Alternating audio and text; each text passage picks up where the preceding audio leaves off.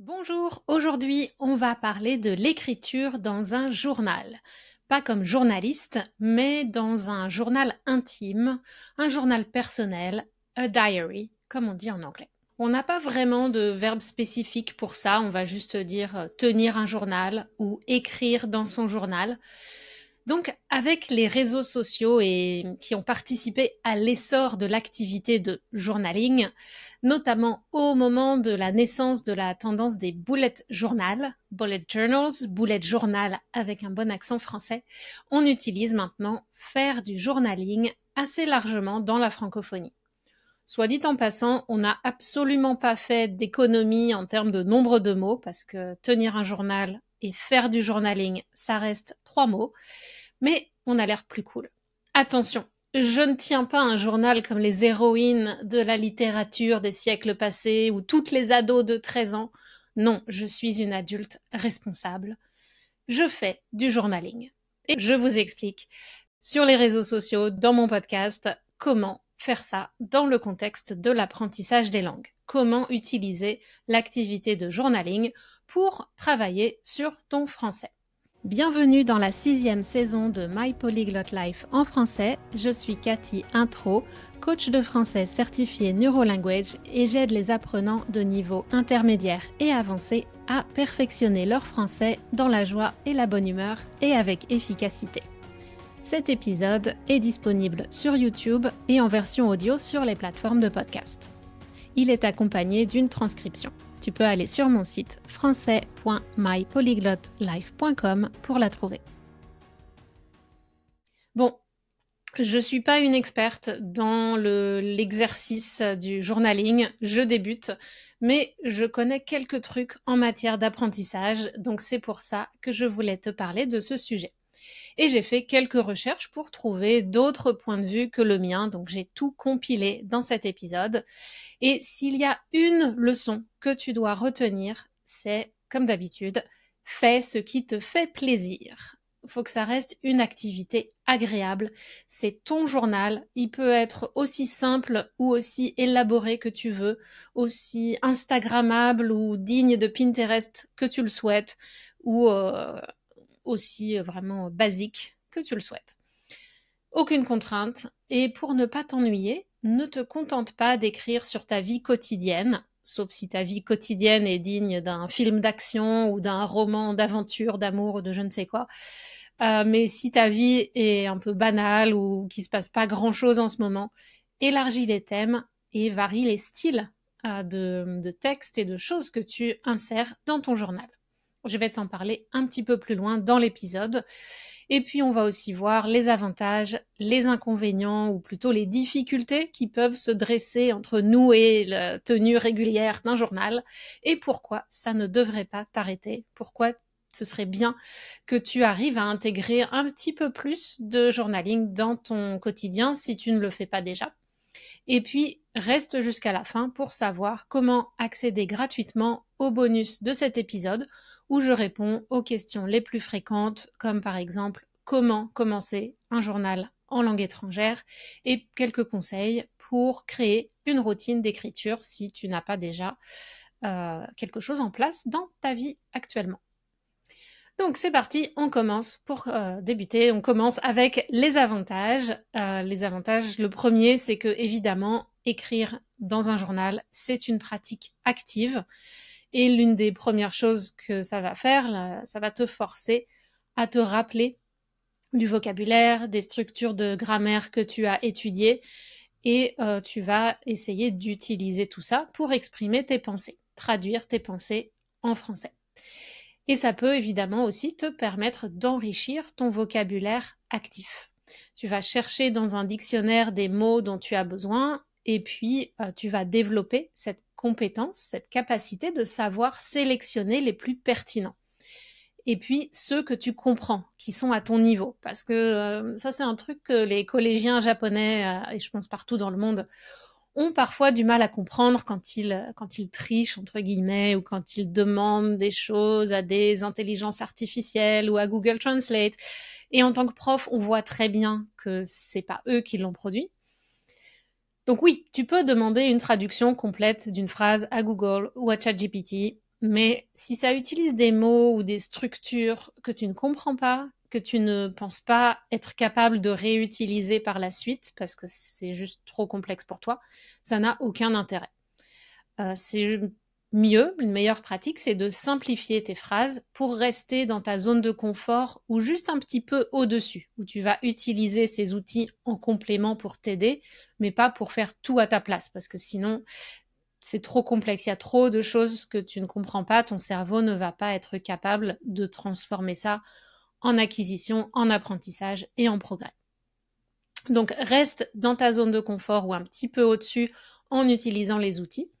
Et ça va t'aider aussi pour l'expression orale, car tu entraînes ton cerveau à penser d'une façon qui est tournée vers la communication. Si tu rencontres un blocage, justement, au lieu de rester bloqué, tu vas apprendre à trouver des manières de simplifier ta pensée ou de simplifier l'expression de ta pensée et comment expliquer des choses plus complexes. C'est un peu comme si tu développais la compétence de explique-moi ça comme si j'avais 5 ans. Comme si tu expliquais le concept de la vie, la mort, l'amour ou je ne sais quoi à un enfant de 5 ans, eh bien tu vas apprendre à simplifier ta pensée pour l'exprimer dans des termes que tu maîtrises. Et dans le bonus de l'épisode, je réponds à la question en lien avec ce sujet, faut-il chercher tous les mots que tu ne connais pas dans le dictionnaire ? L'épisode était un peu long, donc c'est pour ça que je t'ai mis ça en bonus. Si ça t'intéresse d'aller plus loin, n'oublie pas de télécharger et d'écouter cette deuxième partie. Ensuite, en faisant cette activité d'écrire dans un journal, tu vas te poser des questions et tu vas essayer de trouver les solutions avant d'aller traduire avec Google Translate pour vérifier si ce que tu as dit a à peu près du sens. Donc avant d'aller vers les outils, tu vas essayer toi-même de trouver les solutions.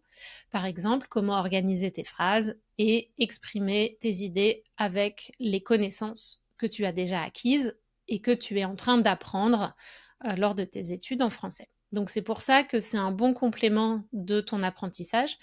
Ça, au lieu de faire des exercices à trous qui n'a pas forcément de rapport avec ta vie, tes intérêts et qui est très encadré, là on va partir de toi, ce que tu as envie de dire et comment tu peux l'exprimer en français.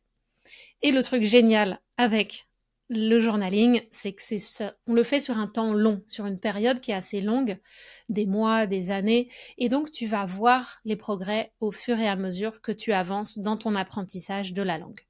Encore plus si tu reçois du feedback et que tu apprends de tes erreurs.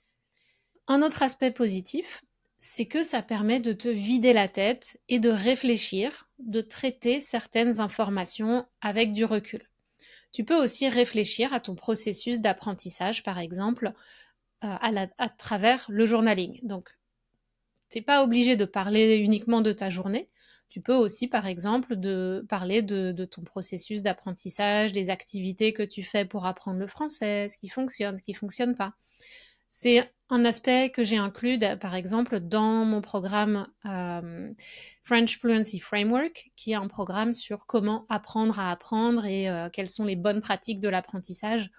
On a cette activité de journaling pour réfléchir sur le processus et optimiser le processus pour chaque personne. Et puis, il y a le fait aussi que le terme journal intime, en anglais, on n'a pas trop diary, day, voilà, on est un peu limité à cette idée qu'on va parler de notre journée. En français, journal intime, ouh là là, ça renvoie à l'intimité, ça peut être intimidant, on n'a pas toujours envie d'aller explorer son intimité et ses pensées plus ou moins chargées émotionnellement. Donc, on n'est pas obligé de faire ça, on peut écrire sur n'importe quel sujet selon notre humeur du jour. Et dans tous les cas, c'est une activité lente, c'est un moment pour toi, du temps pour toi dans un monde où tout va vite. Et plutôt que de scroller sans fin sur TikTok, Instagram, est-ce que tu préférerais pas plutôt prendre quelques minutes pour produire, plutôt que recevoir passivement des choses que tu vas oublier 5 minutes plus tard?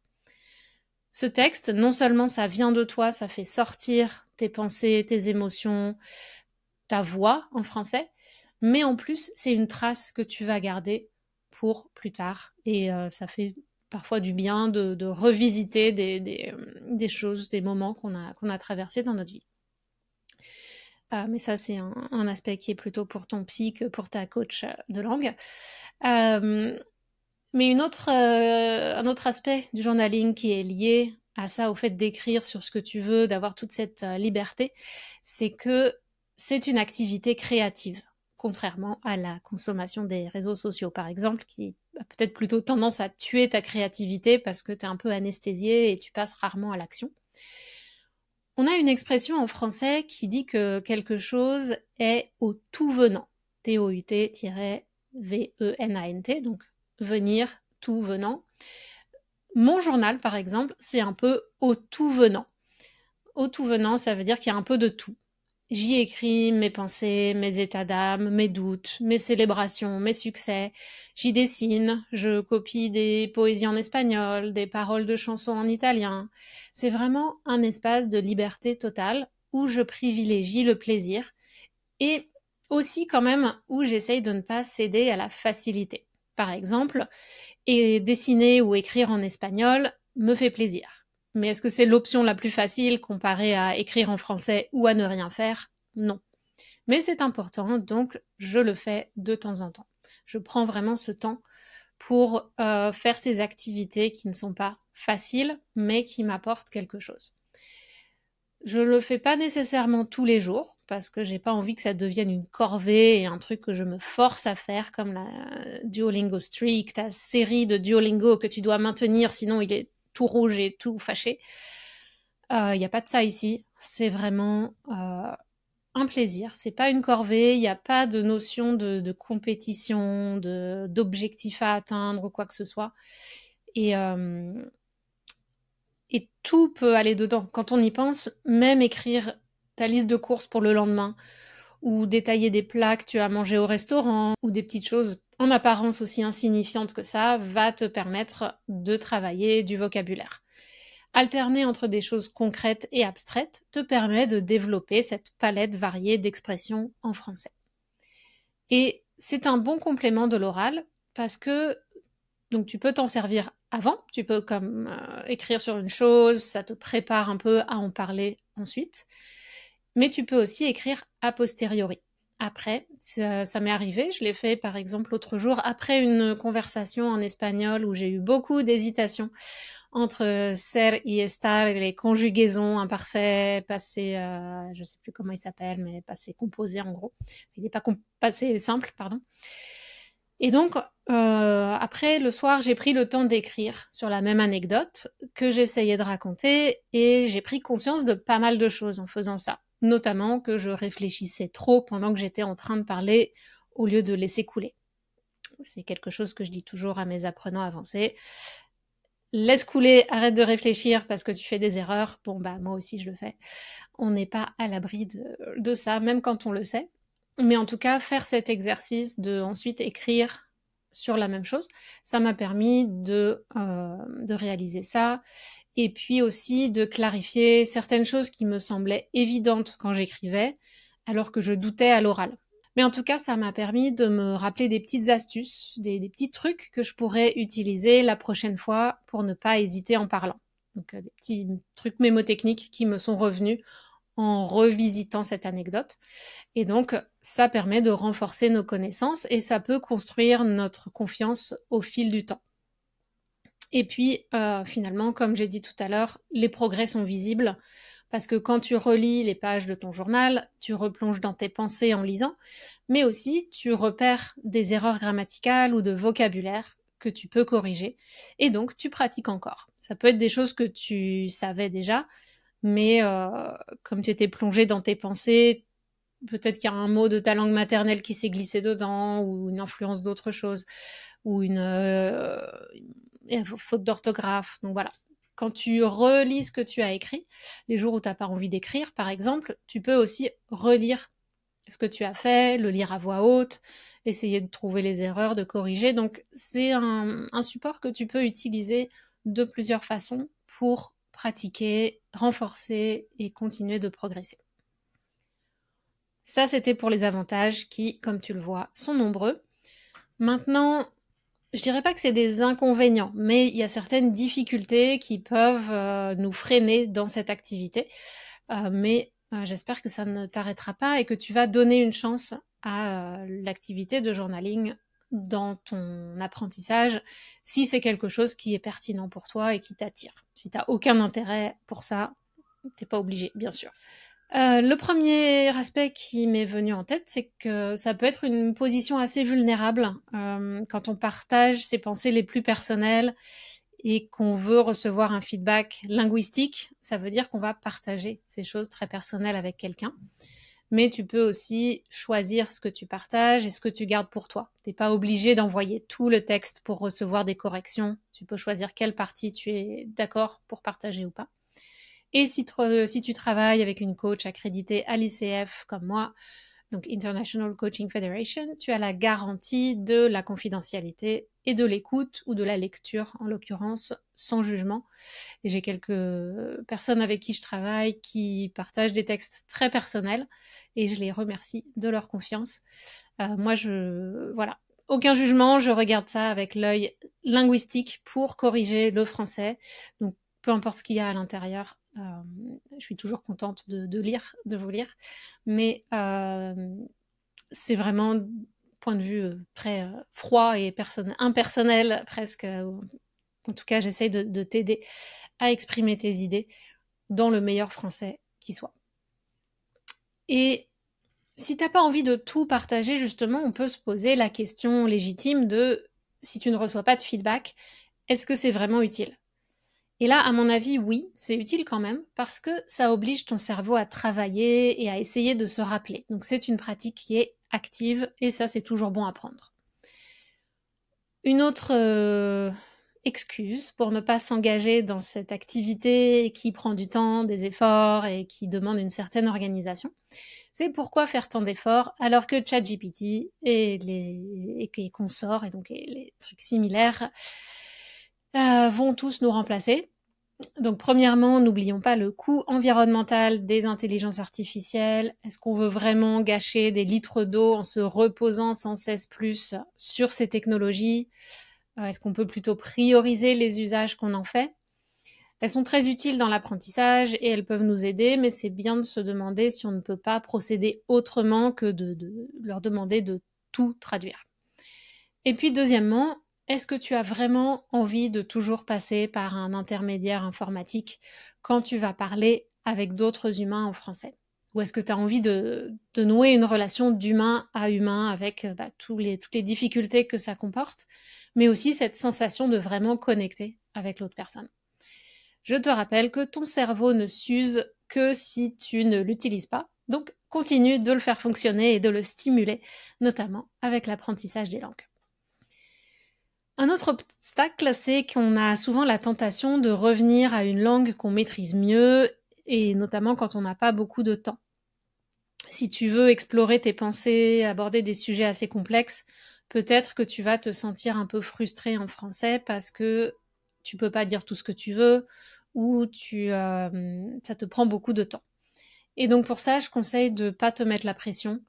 N'hésite pas à mélanger les langues. Comme j'ai dit, c'est un espace de liberté où tu peux faire un peu ce que tu veux. Si tu veux quand même garder cette connexion avec le français, pourquoi pas insérer des mots anglais dans une structure de phrase simple en français, plutôt que d'essayer de faire une phrase comme en anglais ou dans ta langue maternelle, de faire une phrase complexe avec des mots français, mais du coup tu vas continuer à parler ta langue maternelle en fait. Alors que si tu veux apprendre à penser en français, c'est mieux de simplifier ta pensée pour utiliser une structure que tu connais, mais si tu ne connais pas tout le vocabulaire, eh bien tu peux être un peu créatif, utiliser des mots de ta langue maternelle pour remplir ces blancs que tu n'as pas. Donc, faire cet exercice de mélanger les langues, c'est bien, ça va entretenir toutes les langues que tu parles, ça va développer cette flexibilité, et puis ça te permet de faire ça de façon progressive, et tu peux augmenter petit à petit la dose de français. C'est comme le sport. Quand tu débutes, tu commences pas par courir un 10 km, et même 2 ou 3 phrases chaque jour ou presque, c'est le début de quelque chose. Donc commence petit. Et d'ailleurs, j'ai une cliente que je suis en coaching individuel qui m'a dit que la stratégie qu'on avait définie ensemble la dernière fois a bien fonctionné. elle avait pris l'engagement de prendre 10 minutes chaque jour pour écrire en français. Une pratique qu'elle trouvait bénéfique, mais qu'elle n'avait pas le temps de faire. Donc, on a conclu que 10 minutes, ça lui semblait gérable. Ça faisait pas trop peur. On peut toujours trouver 10 minutes dans la journée. Donc voilà, 10 minutes, 3 phrases, selon ton niveau, choisis ce qui est le plus adapté. Ça fait pas peur et on peut toujours trouver du temps pour faire ça chaque jour ou presque. Donc on démarre cette nouvelle habitude et on peut toujours prendre 10 minutes de moins sur les réseaux sociaux ou sur Duolingo et donc faire ça ou se concentrer un petit peu plus pour faire certaines tâches plus rapidement et dégager plus de temps ailleurs. Donc pendant que tu prends une pause café aussi, par exemple, ça peut être prendre un papier, un crayon pour écrire au lieu de scroller sur ton téléphone et les réseaux sociaux. Ça peut être après avoir mis les enfants au lit, quand ils sont couchés, que tu as un petit peu de temps pour toi. Quand tu décompresses, pourquoi pas intégrer une petite activité relax d'écriture en français comme une partie de ta routine de relaxation.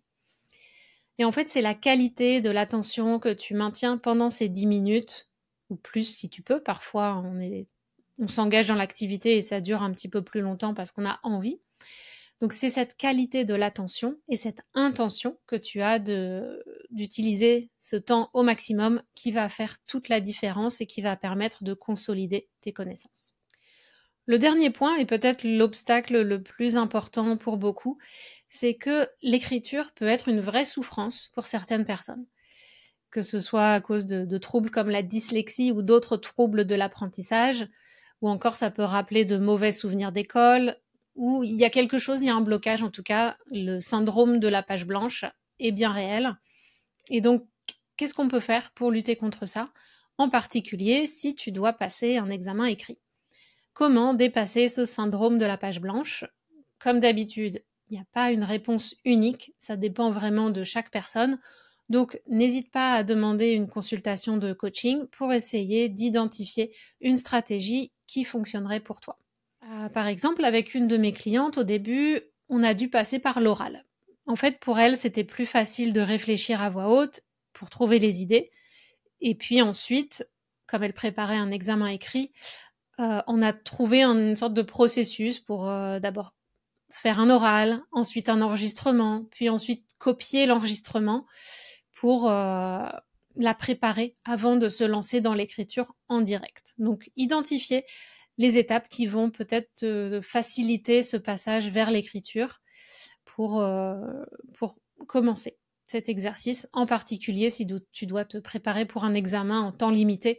Il faut de l'entraînement, donc il faut trouver un moyen de rendre ça possible.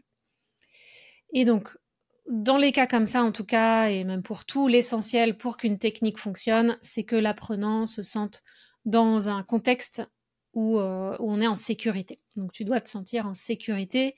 S'il y a quelqu'un qui t'accompagne pour ta préparation, il faut que ce soit vraiment très positif et que tu sentes que tu es soutenu pour dépasser ces blocages et ces moments difficiles. Dernière chose, petit partage d'expérience. Si tu me suis depuis quelques mois, tu te rappelles peut-être que j'ai commencé à écrire dans un journal début janvier. Donc comme je disais, c'est assez récent. Je n'ai toujours pas abandonné cette bonne résolution de janvier. Bravo. Et je me mets toujours pas de pression. Et ça aide beaucoup. Si je le fais pas pendant 1 jour, 2 jours, 3 jours, c'est pas grave. Mais je reviens toujours. Le carnet est dans un endroit où je peux le voir. Et au bout d'un moment, je me dis, tiens, ça fait longtemps que j'ai pas écrit. Donc je le reprends, j'écris quelques lignes dans une langue ou une autre. Et c'est l'autre aspect que je voulais aborder. Au cas où tu me connais pas bien, l'un des aspects de mon approche et celle de beaucoup de polyglottes, c'est d'intégrer réellement la langue dans notre quotidien. Donc faire des activités dans la langue, vivre dans la langue et pas seulement l'étudier. Donc en suivant cette logique, mon journal n'est pas un journal de pratique des langues en tant que tel. J'ai pas cette pression où le but n'est pas de pratiquer les langues, mais je pratique les langues en écrivant dans mon journal quand même. C'est un journal dans lequel j'écris en plusieurs langues, sauf le japonais, j'avoue, alors que j'ai fait quelques textes en italien, même si j'ai un petit niveau intermédiaire, mais c'est plus abordable. Donc même à un niveau intermédiaire, petit, intermédiaire, tu peux commencer à écrire. C'est pas la peine d'attendre d'avoir un niveau avancé pour écrire. Ça peut même être recopier des choses. Enfin, il y a différentes manières d'écrire dans des langues étrangères, quel que soit ton niveau. Alors évidemment, dans mon journal, il y a un déséquilibre, il y a beaucoup de français. Ensuite, il y a de l'espagnol parce que c'était pendant un moment ma seule opportunité de pratiquer de manière active. Donc, comme je t'ai dit tout à l'heure, c'était pas le choix le plus facile, mais j'en suis capable. Donc, je décidais d'écrire en espagnol, de pas chercher une fausse excuse en me disant « Ah, mais ça va être plus rapide si j'écris en français ». Si j'avais le temps, je faisais ce choix conscient d'utiliser l'espagnol parce que je suis capable. Donc voilà, même si c'est pas parfait, ça me permettait quand même d'exprimer suffisamment de choses. Donc ne pas toujours choisir l'option de la facilité, mais vraiment intégrer la langue dans ta journée, dans ton quotidien et dans tes activités. Donc après le français, l'espagnol, il y a de l'anglais parce que certaines pensées me viennent naturellement dans cette langue. Et puis un petit peu d'italien parce que j'ai eu envie de commencer à le pratiquer activement à l'écrit avant de le faire à l'oral. Il y a quand même quelques phrases en japonais et un haïku qui se balade en japonais quand vraiment je suis hyper motivée. Et puis des dessins. Pas de texte, mais des dessins. Parce que voilà, c'est un espace de création et ça me fait plaisir de voir des couleurs, des dessins au milieu de tous ces blocs de texte. Donc, c'est mon expérience, voilà. Je me suis dit que j'allais partager pour peut-être te donner des idées et connecter avec ta propre expérience ou pas. Dis-moi, est-ce que tu as l'habitude de tenir un journal? Est-ce que tu as déjà essayé de le faire en français, même si c'est à petite dose? N'hésite pas à laisser un commentaire pour partager ton expérience. Si tu sens que c'est le moment pour toi de débloquer quelque chose en rapport avec ton français, et si tu veux profiter de l'été pour trouver des activités et un rythme qui te conviennent pour progresser en français, n'hésite pas à me contacter. J'ai plusieurs programmes, notamment le programme de grammaire avancée Mon Monde en français qui commence au mois de juillet, sur donc les points, certaines des erreurs les plus fréquentes qui persistent même jusqu'au niveau avancé. On va clarifier tout ça. Et si ça te tente d'utiliser l'écriture créative pour améliorer ton français, ou si tu prépares un examen de type DALF ou TCF et que tu as besoin de travailler la production écrite et de corriger des erreurs de grammaire récurrentes, c'est le programme idéal qui est conçu pour les apprenants niveau B2 ou plus que ça, C1, C2, pour vraiment vous permettre d'aller encore plus loin dans le niveau supérieur. Tu peux consulter le lien dans les commentaires pour en savoir plus et laisse un commentaire pour recevoir le code promo qui est valable jusqu'au 20 juin. Si tu as plutôt besoin de travailler sur la planification, la confiance en toi, tu peux aussi réserver une consultation en privé avec moi pour trouver plus de clarté et une direction sur comment utiliser ton temps et tes efforts pour améliorer ton français. N'oublie pas de t'abonner à la chaîne YouTube pour recevoir les notifications ou sur Spotify pour recevoir les notifications des prochains épisodes. On arrive à la fin pour aujourd'hui, mais n'oublie pas d'écouter le bonus où je réponds à des questions fréquentes sur le journaling. C'est accessible gratuitement. Il faut juste soit créer un compte sur Patreon ou si tu es abonné à la newsletter, le lien est dans les commentaires, dans la description aussi. Tu vas le recevoir dans ta boîte mail dans les prochains jours. Et voici les questions que j'aborde dans ce bonus. Comment commencer un journal en français? Faut-il chercher tous les mots que je ne comprends pas dans le dictionnaire pour les apprendre? Est-ce que ça a un effet réel sur l'oral? Quel support pour le journal? Et quelques conseils pour que l'écriture dans ton journal devienne un réflexe. J'ai hâte de te lire dans les commentaires et je te dis à très bientôt. Voilà, c'est tout pour aujourd'hui. Si tu aimes ce podcast, tu sais que tu peux m'aider beaucoup en mettant des reviews, des étoiles sur ta plateforme de podcast préférée, en le partageant avec tous les gens que tu connais autour de toi qui peuvent comprendre le français. Et n'oublie pas de t'abonner au podcast pour recevoir les notifications, mais aussi à ma newsletter pour recevoir encore plus de conseils, de retours d'expérience, des cadeaux, des réductions et des informations sur mes programmes et services, et aussi tout simplement pour garder le contact. Ciao, ciao!